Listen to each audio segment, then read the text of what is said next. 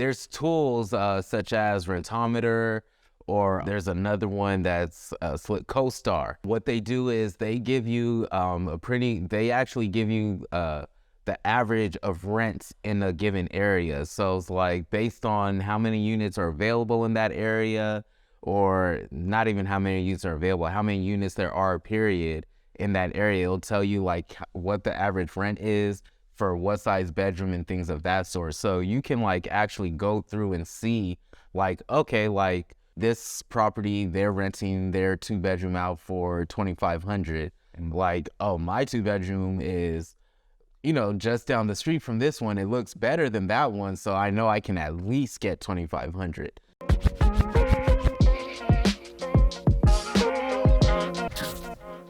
Welcome to Uncommon Estate of Mind, where we debate different ways to leverage your nest investment to create time freedom, legacy impact, and generational wealth in order to live that uncommon life. But in order to do that, you must be uncommon.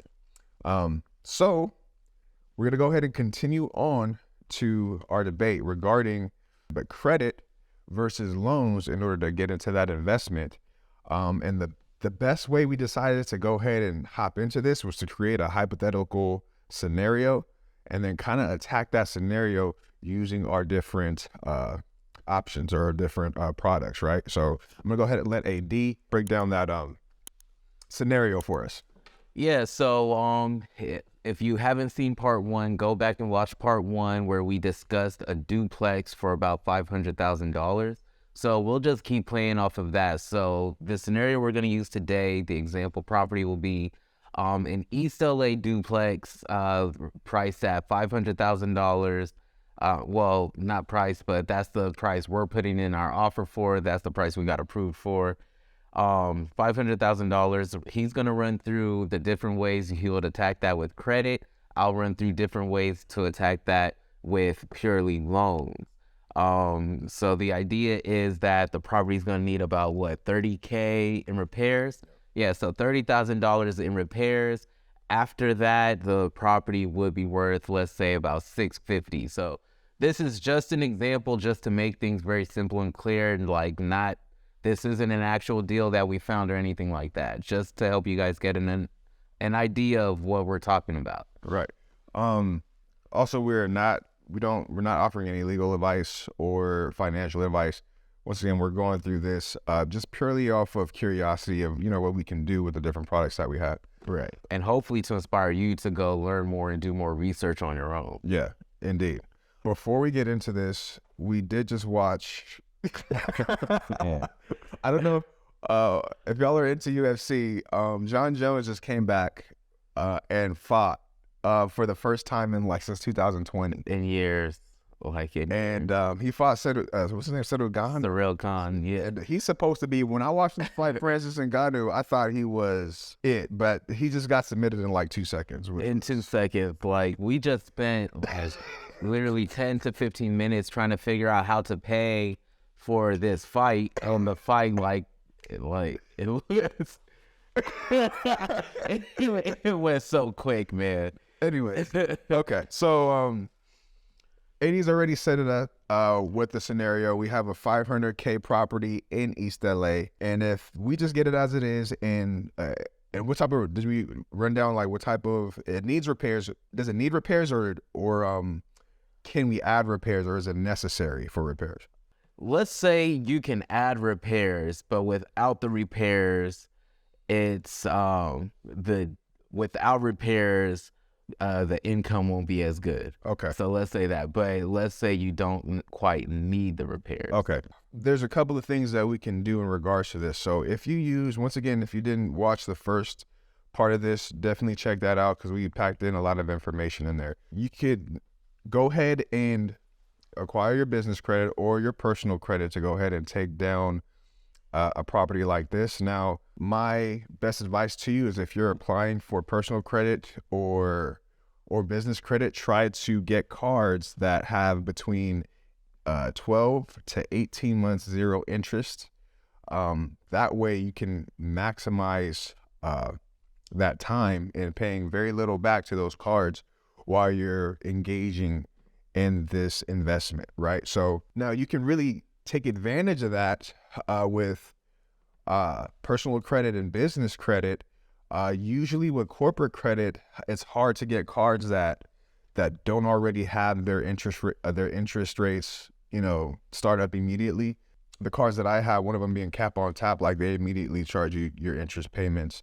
But when getting your corporate cards, you can go through a couple of banks. You can, go through your credit unions.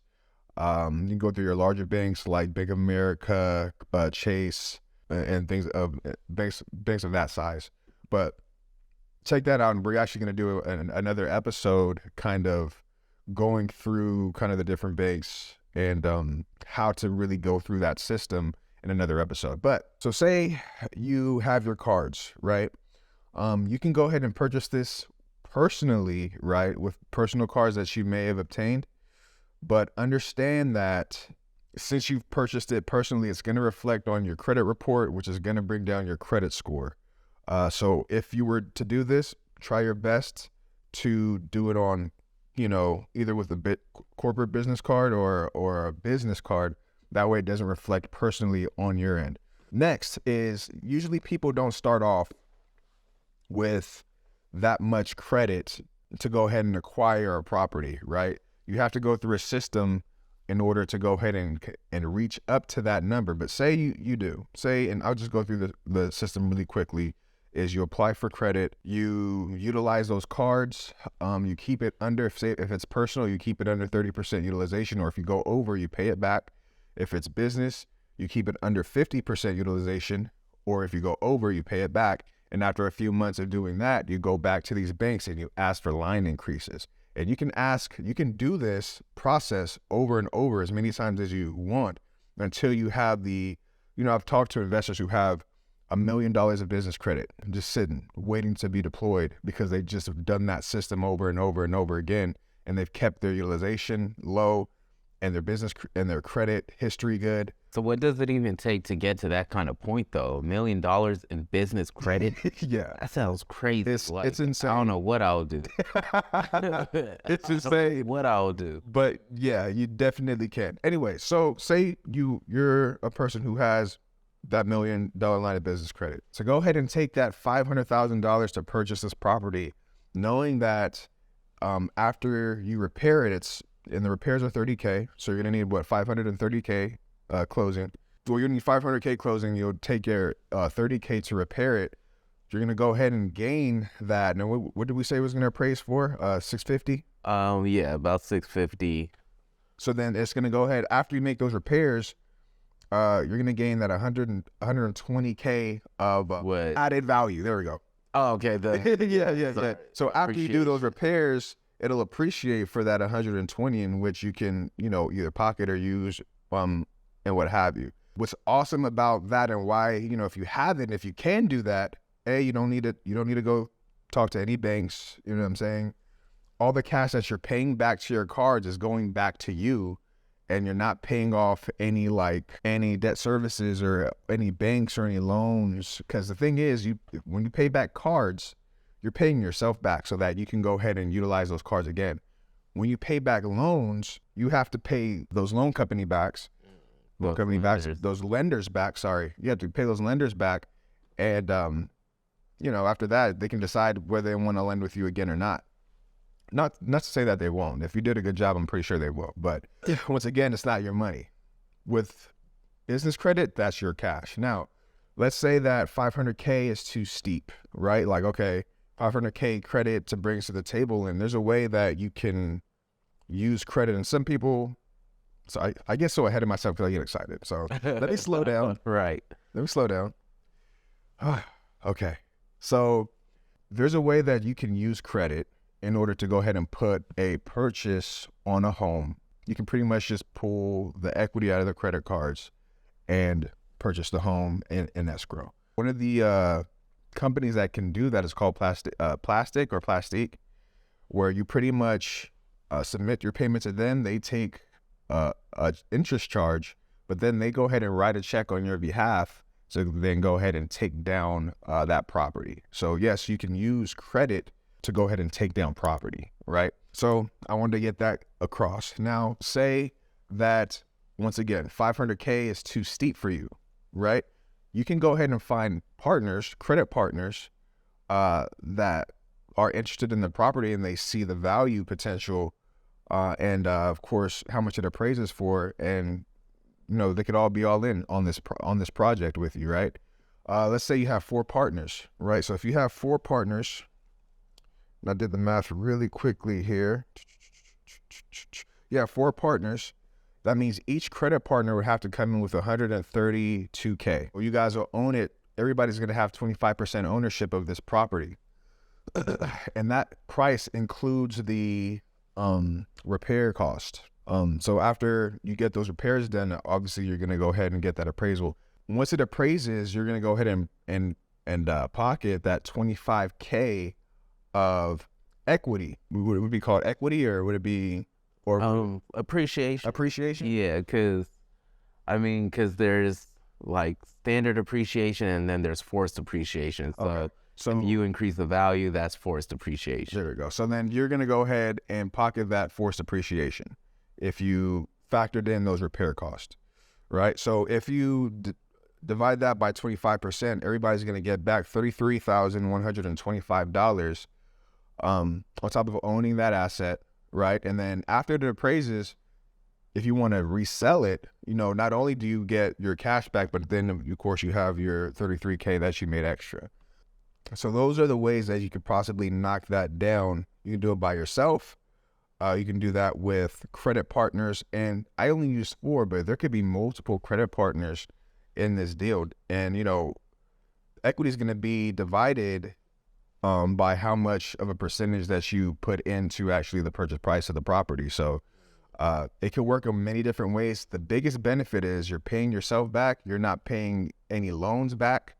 All the money that you're paying back to your credit is your money, and you can reuse it. On top of after you repay it to yourself, you can then go ask for a line increase and get that $1 million business credit line. So that is cool. That's pretty cool. Are you done? I think I'm done. Okay. See, so I do get where you're coming from, and honestly, like, business credit is a great tool to have, but it's like, how long does it take to even acquire all that? Right.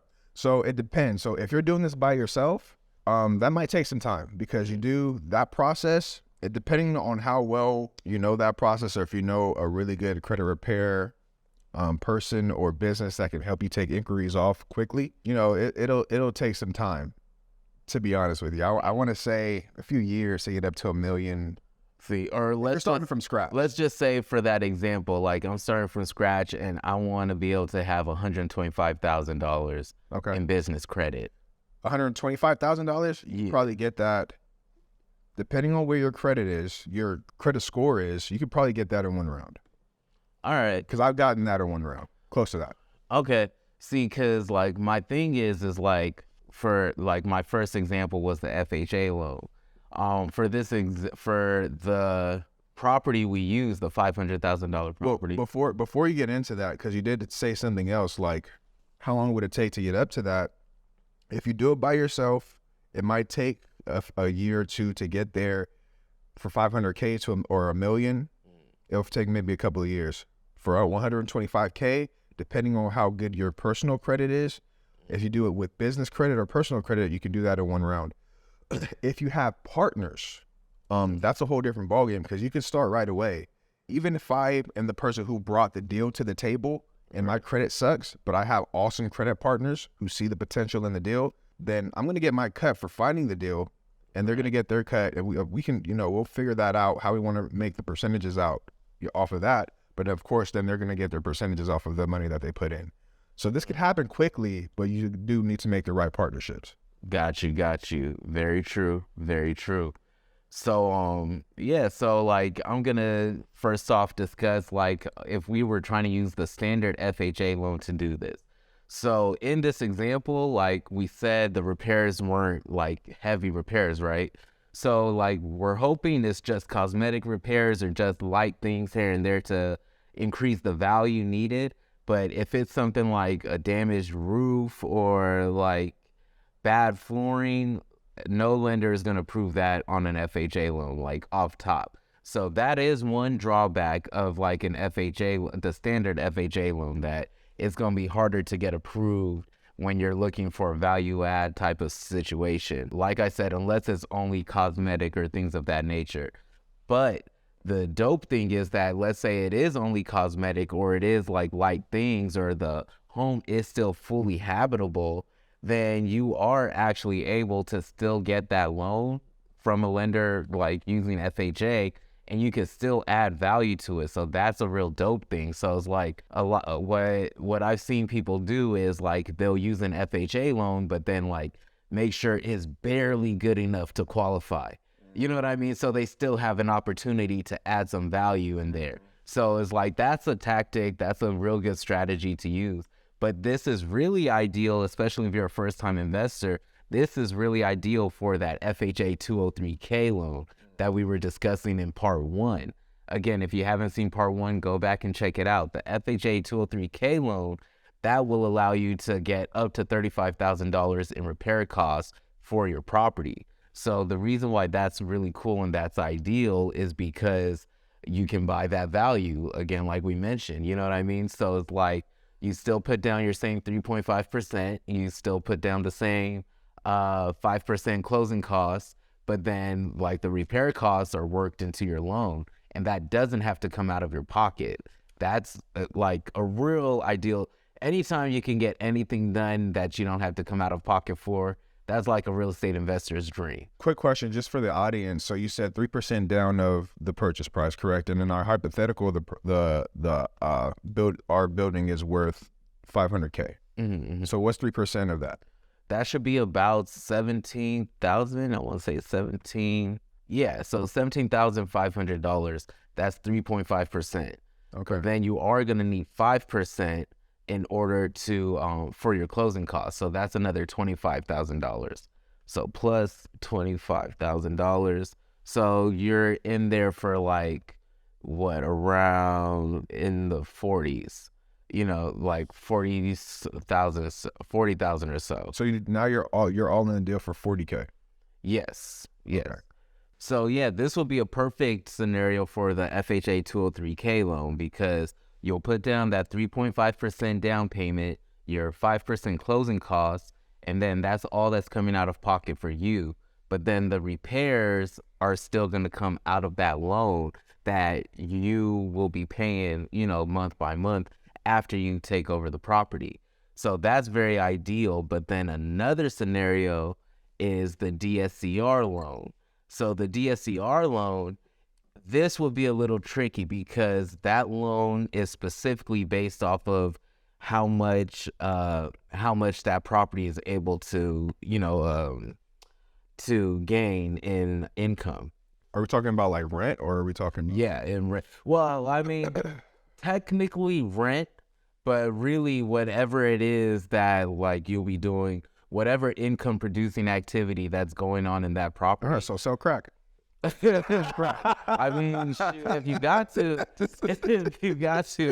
like, whatever is most economical for you, man, like just make it work. Don't sell crack, people. No, we're not selling crack out here. All right. No, but so that loan, that's what's cool about that. But the thing is, if the property does need repairs, then you would need to also show that you have the money for those repairs, or you know how to get the money, and then also that you would have to show or prove what you'll be able to gain after those repairs are done. Okay. So if you know what I mean. So it's like, it's not necessarily that like you have to have the tenants in there already, but there does need to be like substantial proof showing that, all right, like after this property is repaired, based on what's going on in that area, it's going to acquire this much in income every month. Okay, so that sounds like a lot of hurdles to hop through. I mean, in with the DSCR loan. It sounds like it. Like it's not. It's more complicated. Like talking about it like that, because it is. I don't want to make it seem like it's easy, right? But it's definitely not like, it's not an impossible thing. Lots of people who've never like really done something to that scale have you taken advantage of it. So like, how am I supposed to prove to my loan officer that this, you know, my business idea is going to generate income? Like, so what if I can't prove it to them? See, so if you can prove it, then that's a whole nother issue. But how are you supposed to prove it is actually a real good question. So there's tools such as Rentometer, or there's another one that's Slick CoStar.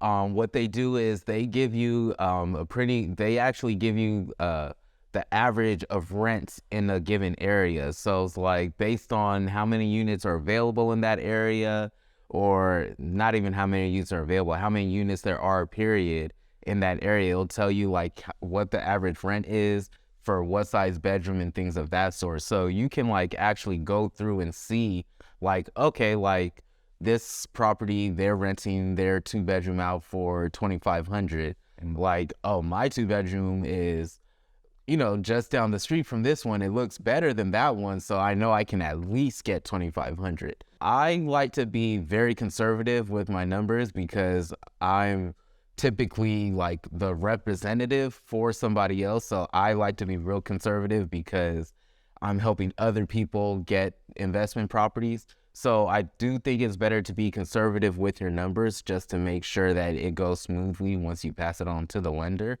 But still, like, once you know what you're doing, or once you have the right real estate pro working with you or for you, like, it's not too difficult to like figure out what it's gonna rent for after the fact. It's almost like getting a property appraised. Like, if you know what you're looking for, you can kind of figure out how much a property is gonna be appraised for. Okay. So with the loan products that you have, one, you have the DSCR loan, which it sounds great for investors.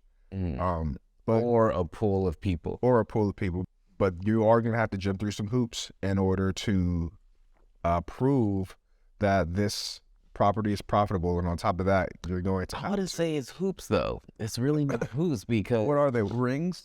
It's not anything. It's just, like whatever you're trying to do in life, there's going to be some adversity. And but like, I wouldn't say hoops. I mean, or I could try to get $1 million in business credit and then see what I would do there, however long that may take me. So it's like, which would be more jump through, my man. You know what I'm saying? So that's what it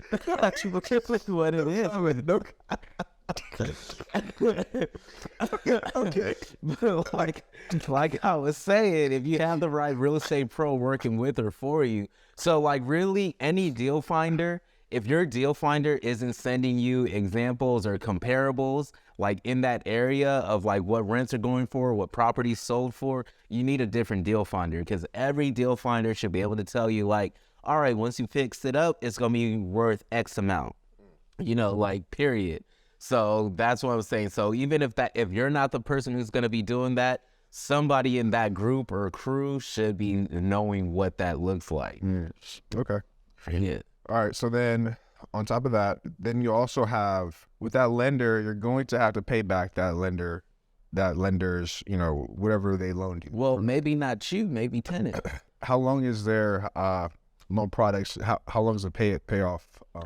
If we're talking strictly about those loans, then like FHA, DSCR loans, those are 30-year loans. Okay. So that's one of the best features about a DSCR loan, debt service coverage ratio loan, is that it's kind of the intersection between a commercial loan, which is based off the income of the property, and then also you get the length of a typical standard residential loan, like your FHA or conventional loan, 30 years. So like, that's what's really dope about that. Like the worst part is, or I don't even want to say the worst part, but the hardest part to overcome is probably going to be the hefty down payment price, 25%. But you can partner with people, you can take it as a gift, however that comes. But another cool feature of the DSCR loan is that there's low documents needed, because they don't need much of your personal information, because it's not about you, it's about the property.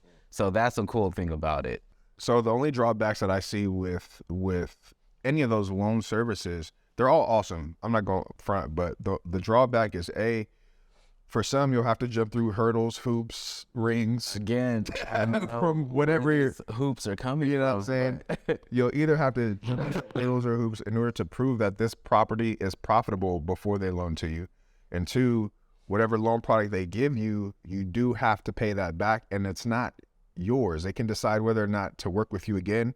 They could decide like, oh, after they pay back this loan, we're not doing any more loan services with this guy, and that money is no longer available to you. Technically, is that true? Yes. But like, how often does somebody pay you back on time every month and you're like, oh yeah, no, I'm just not going to take any more money from them.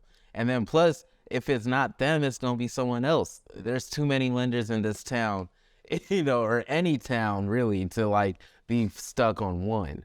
And that's actually another tip. Like, aside from our point here, if you don't find a lender that works for you, just keep on looking, because there's a lot out there. I think that was one of my biggest like thought processes to like kind of get over. Is like, if one bank doesn't lend to you, another bank will. Same thing with business credit. Like, if one bank denies you, another bank will approve you. No, for real. Like, and that is so true, because like, one thing, like when you're in business, like all you really need to know is that it's possible. And if you know it's possible, you can go out there and figure out how to make it possible. And sometimes even if you don't know it's possible, you can still go figure out how to make it possible. So it's like, it's really all about your determination and your grit. How much knowledge are you willing to go out there and learn? Or how much are you trying to do to go make sure you find the right people to partner with you, so who may know the info already. Yeah. You know what I mean? So it's like, just make it work. You got to. And also, I'll say one similarity between these lending companies and banks is it's all about relationships. Like, if you can build a relationship with whatever bank is in your town, maybe it's a credit union or even the larger banks, and you can create a couple of, or you can, have a couple of these products, these financial products with these institutions, the more likely they're going to lend more money to you, whether it be business credit and or loans. The more that they know you, the more that they have a relationship with you, the larger those approval amounts are going to be, right? A couple of drawbacks in credit is, as AD brought up, how long is it going to take to get up to that 500K or that million? That's a drawback that, you could possibly hit.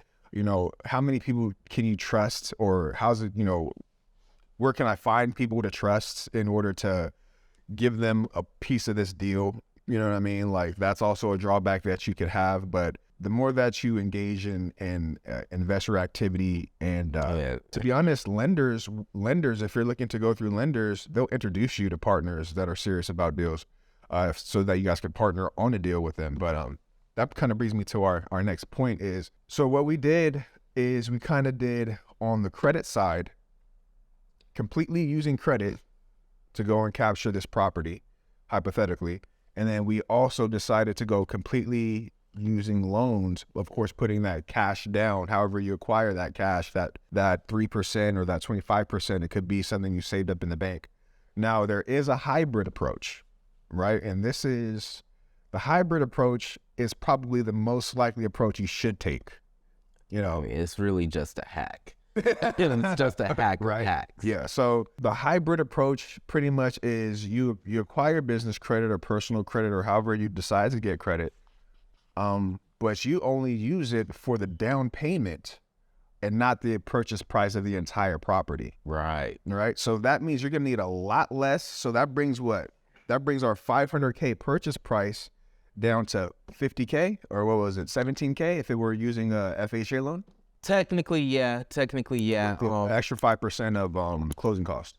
Yes. There are some stipulations when you're using loans of that nature, of like where the money comes from. But I would have to check. I really don't know how business credit would work for like an FHA. So what do you? But I know for like a DSCR loan. See, because the thing is, they do say that like for an FHA, your down payment, it can be a gift. Okay. So like you could get it from a family member or someone. I don't know how they would feel about like if it were business credit. So actually, I'll talk to my lender. Talk to that, because I think that should be fine. Like, but I just haven't seen it happen before, so that's why I don't know. Maybe someone can let us know in the comments. Yeah, if you can. But yeah, I'm definitely gonna check with my lender when we get off this recording. So as I said, there's a program out there called Plastique, in which you can, they're a service that, you know, you can pretty much purchase property with, you know what I mean? And you're using that service to turn your credit into cash, to liquid cash, in order to put down for property. I'm pretty sure that you should be able to do that even with an FHA loan, because what's coming to you is cash. Cash on the table. It depends. See, because like when you're buying a property in cash versus using a loan, there's a lot of differences. Like if you're just buying straight out in cash. No, I mean cash for the down payment. Yeah. So that's what I'm saying. It just depends, because like using an FHA loan, it is still heavily based on your personal financial makeup. You know, like if you want to use the DSCR loan, that's all good. Like business credit, gift, money you found, whatever it may be, they're not gonna try to find the source of those funds. But for FHA loans, they do like look for the source of the funds. Yeah. It's because the nature of the loan and it's actually backed by the FHA, there are certain stipulations that they do require. So that's a lot of times that's really based off of like you and your like employment, your credit and things like that. Okay. So that's why it's a real good way to start.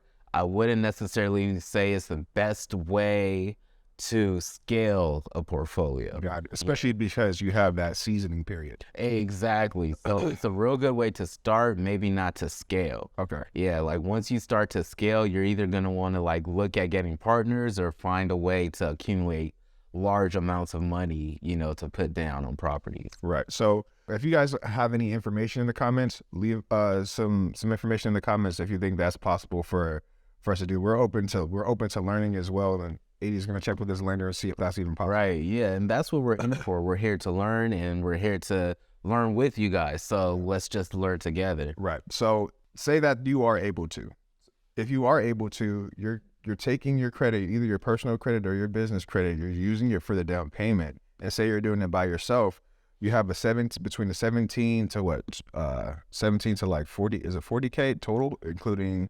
I believe the down payment was $17,500, then plus the 25K, so that came out to like what, 42K? Yeah. So now instead of coming up with 500K, you're coming up with 42K. And you're taking it from your business credit or your own credit, and you're putting that down as a down payment, and you're getting the rest from a loan service. So from one of these companies, or either a SHA, DSCR loan. And you know what? And one thing I think is really cool about that is that like you really get to like leverage at the highest level, like because with leverage is the way that most investors are able to like get to that large amount of doors under their belt. Because if you have to use all your cash every time you want to get a property, it's going to be harder and harder to get a property unless you're like a pro athlete or a movie star. But if you could like use business credit and or someone else's money to keep buying properties, and even with that you don't have to use all of the money available to you, that's where the real key is. So find a way to make a marriage between these two, or between other strategies also. Right. So say you did have that 500K and all you needed was 40K to get this property that you know is going to appraise for 120K. You still have, I'm not even going to do the math, but you still have over $400,000 left to go invest, put down payments on several properties that are going to go ahead and yield you more and more returns, exactly. Whether through appreciation or through rents or through flips, but you'll have enough money to put down on multiple down payments. On top of that, say you did have you only raised maybe 120K, and you didn't want to put down that entire you didn't want to put down 40K out of that 120. You can also partner with people using your credit, and they can use their credit as well. So you both come up with half of it, like you both come up with 20K each. You own the property 50-50, and any returns you get, you split 50-50. You know, it's the hybrid approach is probably the approach that I would go ahead and take if I was doing a deal today. Yeah, and honestly, like if you guys don't take anything else away, well, take other things away. But honestly, like I want you guys to really like, especially those of you who are tight on cash or maybe your credit's not as good, really consider partnering with people. Like, go through your phone book, like text everybody you know and tell them, hey, I'm trying to get into real estate. Here's what I could bring to the table. See what they could bring to the table, because you really don't know the power of the people in your phone book. Like, honestly, you really don't know. So just get out there and be serious about it. Shared economics is a real game changer, especially if you're messing with people who are like-minded and are willing to put in the work, you know, either with sweat equity or actual cash. It's right. lucrative. Because there's a lot of people out there who have cash and don't want to work. But if you're willing to work, then that's your, you know, your way in. So take advantage of whatever you got. Man, I think we pretty much wrapped this one up, man, for the most part. Yeah, I think so. Any questions, guys? Definitely put in the chat and let us know what you guys have. Don't forget to like, follow, subscribe. When you get a chance, especially if you like this episode, click that like button, share it. The best part of this episode was, last we have our last B for the day, and I'll go ahead and let you knock that out because you had a good one. Yeah, so our B is really be strategic. So when I say that, all the things we talked about today and the hundreds or several other options there are out there, go learn, figure out what works best for you, your situation, how much money you have, what kind of credit you have, and then also the access to the people you have. Figure out what works best and be strategic about how you plan to invest and take down things that can help you in your future. You know, so it's like, get out there and be strategic. That's all I gotta say about it. Nothing but bars. So be strategic, be you, be uncommon. All right, guys, catch you on the flip.